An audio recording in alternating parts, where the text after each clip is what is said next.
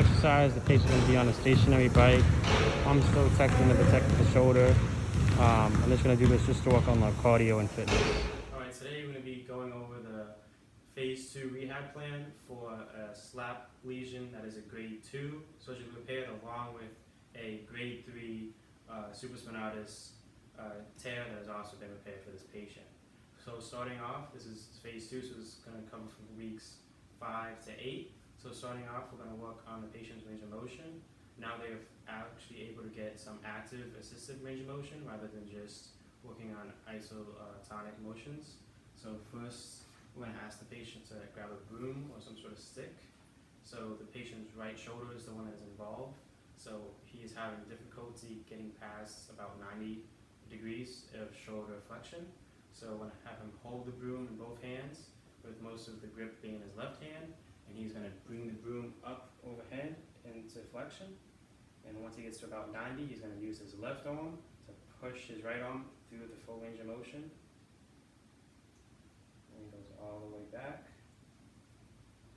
And then once he gets to the end, he's going to go back towards neutral.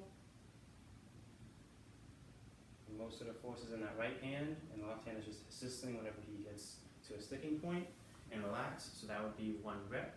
You could do this to start off with 3 sets of 10 reps each, and you can progress that as the patient needs and as the range of motion changes throughout the patient. So next, I'm going to take the broom and ask the patient to flip over.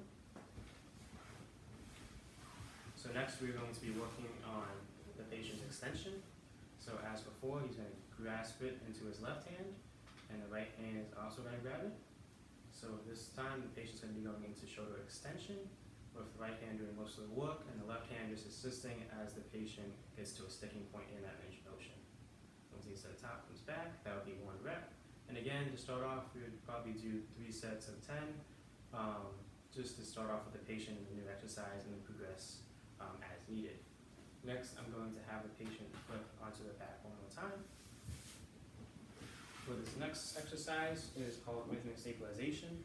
So for this, I'm going to ask the patient to bend their elbow and keep it on the table. So for this, you want to start off with the elbow on the table because you want to protect the shoulder joint as it is still a little bit unstable since it is only 5 weeks post-surgery. Once they progress, they were able to have full elbow extension when you do this exercise, but to start off, we'll do it this to protect the shoulder joint. So I'm going to ask the patient to hold this position. We'll start with 20 seconds since it's the first time doing this. I'm going to be tapping the arm and asking them to hold that position to work on that proprioception type exercise. All right, you ready? All right, and then you start. And as you do this exercise, you want to make sure you hit the arm from every different angle. You don't want to stay on one specific angle because then the patient can anticipate that movement. So you can do this for a full 20 seconds, and then ask the patient to relax.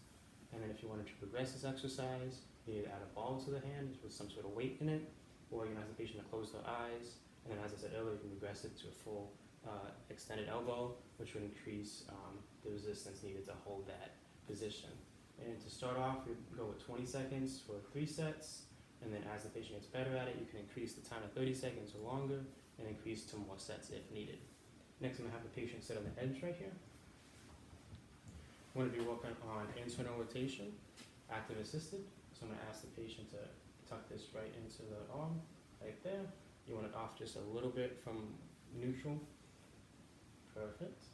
And so the patient is going to be bringing the arm into internal rotation, and when they get to a sticking point, they'll take the opposite hand, put it on top of the arm that's involved, and pull it through that sticking point to the full range of motion.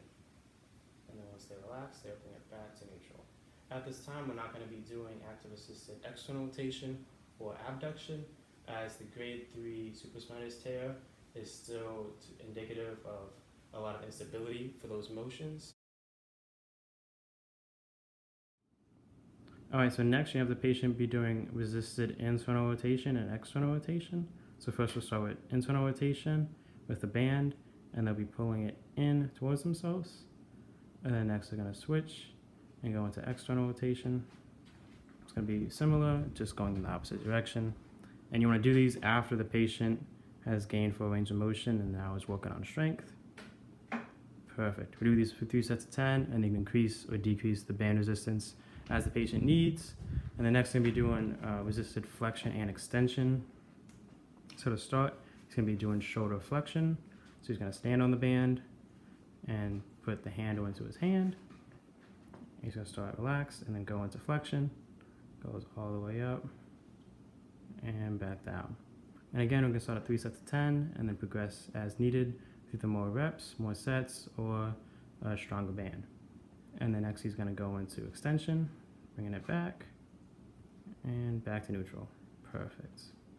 All right, this next exercise is gonna be the eyes wide tees. This is gonna be done after the patient has full range of motion and strength back into the shoulder joint in regards to flexion and extension.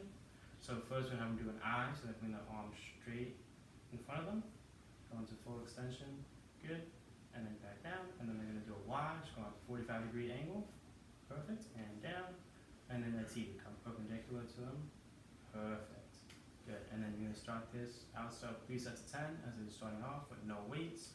And then as they get better at it, you can add a weight to it and progress them either more reps or more sets as needed.